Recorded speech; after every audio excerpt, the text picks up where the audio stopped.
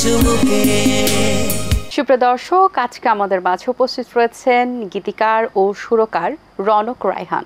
শুভ সকাল, কেমন আছেন? ভালো আছি, আপনি ভালো আছেন আপু? আমি বেশ ভালো আছি, আপনাকে অসংখ্য ধন্যবাদ। শুরুতে জানতে চাই যে এখন কোন কোন গানের কাজ চলছে, এখন ব্যস্ততা কেমন? এখন আসলে অনেক ব্যস্ত। রিসেন্ট কিছুদিন আগে বন্ধ ছিল কাজকাম অনেক, দেশের সার্বিক পরিস্থিতির কারণে তো অনেক, বুঝতেই পারছেন, অনেক ঝামেলা গেছিল। তো এখন আবার শুরু করেছি। রিসেন্ট সুলতানা ইয়াসমিন লায়লা, জনপ্রিয় শিল্পী লায়লা, তারপরে হচ্ছে আকাশ মাহমুদ, শফি মণ্ডল, এনাদের কিছু কাজ চলছে, নতুন যেই কাজগুলো চলছে। আচ্ছা, কি ধরনের গান থাকবে সেখানে? আমাদের আসলে আমার তো বেসিক হচ্ছে ফোক, আমি সবসময় ফোক নিয়ে কাজ করি, সবার গানগুলি ফোকের গান। আচ্ছা, অনেক পপুলার শিল্পীদের নিয়ে আপনি কাজ করেছেন এবং তাদের গানে সুর দিয়েছেন, কথা দিয়েছেন। সো শুরুটা হয়েছিল আপনার কিভাবে?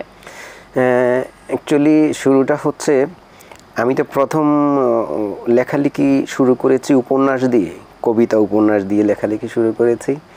তো আমার একটা মনের একটা টান ছিল গানের দিকেই, চেষ্টা ছিল যে লেখালেখির মাধ্যমে একটা সময় আমি করতে করতে আমি গানের দিকেই অগ্রসর হব, এরকম একটা ছিল আমার মনের মধ্যে, একটা ইচ্ছা ছিল।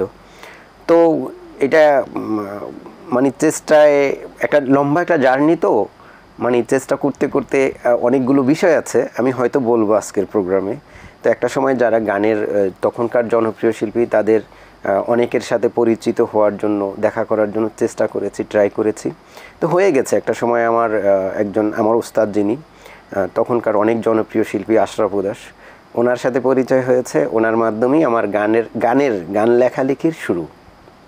আচ্ছা, আপনার তো অনেক জনপ্রিয় শিল্পীরা গেছেন, তাদের মধ্যে যদি অন্যতম যারা আছে তাদের নাম যদি একটু বলতেন। হ্যাঁ, আমার অনেক জনপ্রিয়র মধ্যে বাংলাদেশে এবং এশিয়া মহাদেশের মধ্যে সবচেয়ে বিখ্যাত শিল্পী যিনি আমাদের সাবিনা ইয়াসমিন ম্যাম, ওনার গান করার সৌভাগ্য আমার হয়েছে। সাবিনা ইয়াসমিন, তারপরে হচ্ছে আগুন ভাইয়া, তো ওনাদের মতো শিল্পীদের গান করার আমার সৌভাগ্য হয়েছে। কিরণ চন্দ্র রায়, ফোকের মধ্যে যিনি একজন কিংবদন্তি শিল্পী। এরকম যারা বাংলাদেশের বিখ্যাত, তো সবার সাথে কাজ করার একটা অভিজ্ঞতা আমার হয়েছে। আচ্ছা, আপনি যেহেতু একজন সুরকার, গীতিকার, সম্প্রতি যেসব বিষয় নিয়ে আসলে এখন আমাদের গানের সেক্টরে, শিল্পীদের সেক্টরে যে ধরনের আসলে গান এখন চলমান আছে, বা দর্শকরা আসলে যে ধরনের গান চান, সেটা তো আপনারা বুঝতে পারেন। ফোক সঙ্গীতে তো একটা আলাদা ধরনের আমেজ আছেই, যেটা কখনোই পুরনো হয়নি আর হবেও না। সেই জায়গা থেকে দর্শকরা আসলে কোন ধরনের গান শুনতে পছন্দ করেন বলে আপনি মনে করেন? আসলে হয় কি, সব কিছু একটা সমসাময়িক বিষয় থাকে। যেমন একটা সময় ছিল এক ধরনের গান পছন্দ করতো, এখন কিন্তু সময়ের পরিবর্তনে মানুষের ইচ্ছা, মানুষের যে ভালো লাগারও একটা পরিবর্তন আসছে। সেটা হচ্ছে ঘুরে ফিরে আমরা যদিও ফোকেই আছি, কিন্তু ধরনটা, গানের সুরের ধরনটা, কথার ধরনটা, যে সাজানোটা একটু চেঞ্জিং আসছে।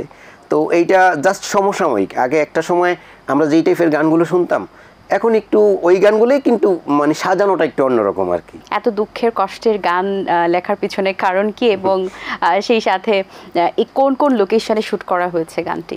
না, এই গানটি তো একটি শুধু একমাত্র সিঙ্গার লিপ যেটাকে বলা হয়, সিঙ্গার লিপের উপরে শ্যুট করা হয়েছে, আপনার পূর্বাচল সিটিতে শ্যুট করা হয়েছে। তো এই গানটি আসলে সবার ভালোবাসা পেয়েছে, অনেক ব্যাপক সাড়া পেয়েছে। গানটিতে আমি অনেক প্রশংসিত হয়েছি।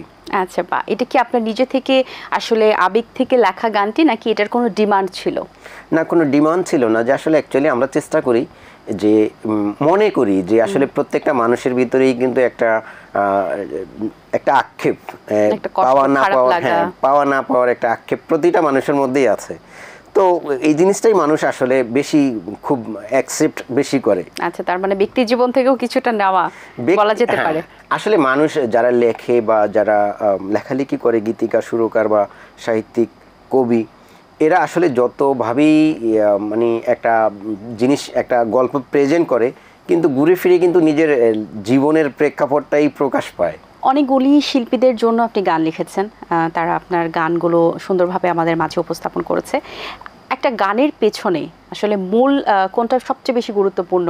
সব কিছুই আসলে গুরুত্বপূর্ণ, কিন্তু তারপরেও আপনার কাছে একটু জানতে চাই, সুরকার, একজন গীতকার হিসেবে আপনার কাছে কি মনে হয় যে গায়কী যে গানটি গাইছে সেটি, নাকি কথা, নাকি সুর, কোনটি আসলে সবচেয়ে বেশি গুরুত্বপূর্ণ, যেটির উপর আসলে সব কিছু নির্ভর করে? আসলে আমি মনে করি একটি গানের লিরিকের উপরে সবকিছু নির্ভর করে। যেমন একটা ভবন, একটা বিল্ডিং আপনি নির্মাণ করবেন, সেটার যদি আপনার হ্যাঁ বেসমেন্ট, আপনার ভিত্তি যদি আপনার স্ট্রং না হয়, তাহলে আপনি কিসের উপরে আপনি সাজগোজ করবেন, কিসের উপরে আপনি এত কিছু করবেন। তো আমি মনে করি একটি গানের কথা এবং সুরই হচ্ছে সব থেকে বেশি গুরুত্বপূর্ণ একটি বিষয়। এর উপরেই হচ্ছে তারপরে মিউজিকের একটা ব্যাপার থাকে, সুরের একটা ব্যাপার থাকে, যিনি গাইবেন তার গায়কেরও একটা ব্যাপার থাকে, সব কিছু মিলিয়ে। তো আসলে এখানে একটা টিম ওয়ার্ক একটা কাজ। কিন্তু আমি মনে করি যে শুরুটা হচ্ছে যেটা লেখাটা, মেইন হচ্ছে লেখা এবং সুর, এটা আমি খুব ইম্পর্টেন্ট মনে করি। গানটা যেহেতু একটা গাওয়াটাই হচ্ছে সবচেয়ে ইম্পর্টেন্ট, সেই জায়গা থেকে আপনি যে গানগুলো লিখেছেন এখন পর্যন্ত কতগুলো গান আপনার লেখা হয়েছে? আমার 1000-এর অধিক গান প্রকাশ হয়েছে। অনেক।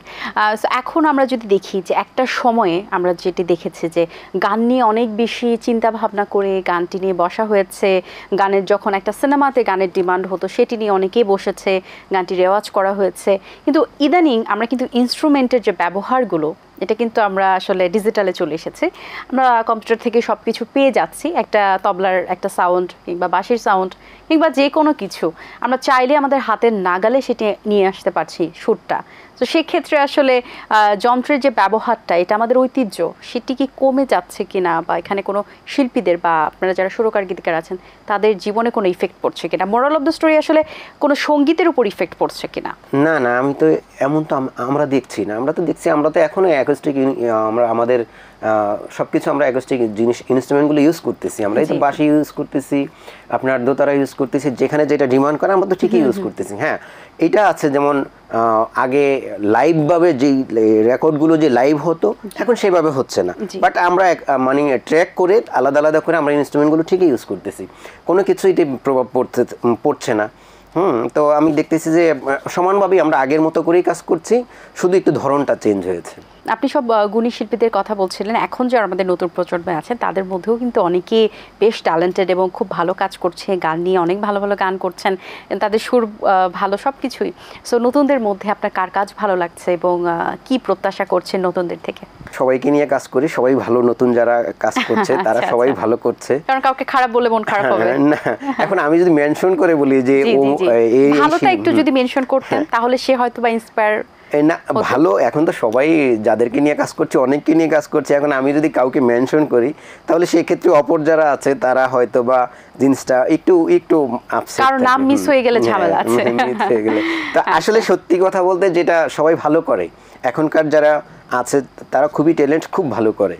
আচ্ছা, আপনি বলছিলেন আপনার 1000 খানেকের অধিক গান রয়েছে, সো সেই গানগুলো আসলে নিজের জায়গা থেকেই কি পুরো গানগুলো লেখা হয়েছে নাকি কোনো ডিমান্ড ছিল সেটির ক্ষেত্রেও আপনি গান লিখেছেন? না না, ফার্স্ট টাইম তো আমি আমার মতো করে লিখতাম, আমি গান লিখতাম, আমার একটা ভাব লেখার মাধ্যমে প্রকাশ করতাম। কিন্তু যখনই আমরা বাণিজ্যিকভাবে কাজ করা শুরু করেছি তখন তো ডিমান্ড অবশ্যই আছে, কোম্পানিদের ডিমান্ড যে আমি এই শিল্পীকে দিয়ে গানটা করব, একটু আমাকে এই টাইপের গান করে দেন। আবার ব্যক্তিগতভাবে যেসব শিল্পীরা আমার কাছে আসে যে ভাইয়া আপনার লেখা সুরে গাইবো, তাদেরও একটা ডিমান্ড থাকে যে আমি এই টাইপের গান চাচ্ছি। তো তখন দেখা যাচ্ছে কি চেষ্টা থাকে যে হ্যাঁ উনি যেভাবে চাচ্ছে সেভাবে করে লিখার, সেভাবে করে সাজানোর একটা চেষ্টা থাকে। আর এবং যেই বাণিজ্যিক যে গানগুলো কোম্পানিদের, বিভিন্ন কোম্পানিদের যে গানগুলো, তাদের আবার কিছু কিছু কোম্পানির অনেকে বলে যে ভাই আমাকে 2টা গান করে দেন, আপনার মতো করে দেন। তো সেটা আমার মতো করতে পারি। আবার কোম্পানিদের কিছু কোম্পানিরা বলে যে ভাই আমাকে এই টাইপের গান লাগবে, এই টাইপের গান, ওনারা একটা ডেফিনিশন দেয়, সেই অনুযায়ী ট্রাই করতে হয় আর কি। আচ্ছা, আপনি তো অনেকগুলো গান লিখেছেন, শুরু করেছেন, তার মধ্যে অনেক কমই আছে বা যাদের আসলে লাক খুব ভালো বা খুব তাদেরকে দেখা যায় প্রথম গানেই হিট হয়ে যায়। সো প্রথম যে গানগুলো লিখেছেন, সর্বপ্রথম আপনার সবচেয়ে বেশি জনপ্রিয়তা আপনাকে এনে দিয়েছে বা দর্শকরা খুবই প্রশংসা করেছে, গানের কথাগুলো খুব ভালো, সুর ভালো, সেটি কোন গান?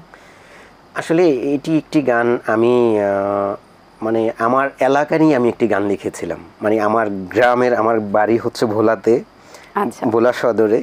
তো আমার সেই গ্রামের আমার বাড়ি যেখানে, সেই বাড়ির আশপাশে যে বাজার আছে, হাট বাজার, সব কিছু নিয়ে আমি উল্লেখ করে জায়গাগুলো মেনশন করে আমি একটি গান করেছিলাম। গানটি হচ্ছে বিলের মধ্যে চিলের বাসা। তো সেই গানটি আসলে এত ব্যাপক জনপ্রিয়তা পেয়েছে, ওই গানটিতে আমাকে সব জায়গায়, শুধু এখানে না, ঢাকায় না, আমার গ্রামেও আমি যে গান লিখি, আমি যে গীতিকার, সেই ওই গানটাতে আমার নিজেকে ফোকাস করতে পেরেছি ওই গানটির মাধ্যমে।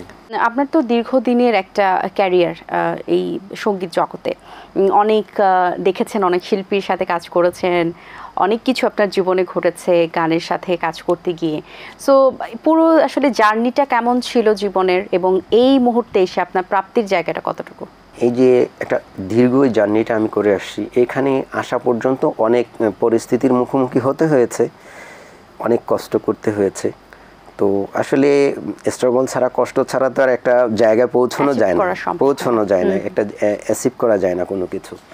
তো অনেক কষ্ট করতে হয়েছে, অনেক পরিস্থিতির অনেক মানে প্রতিকূলতা উপেক্ষা করে এই পর্যন্ত আসছি। তো এখনকার যে জায়গাটাতে আছি, এখন যেখানে আছি, তো সেইখানে আমি আলহামদুলিল্লাহ খুব ভালো আছি। আমার স্যাটিসফ্যাকশনের জায়গায় আমি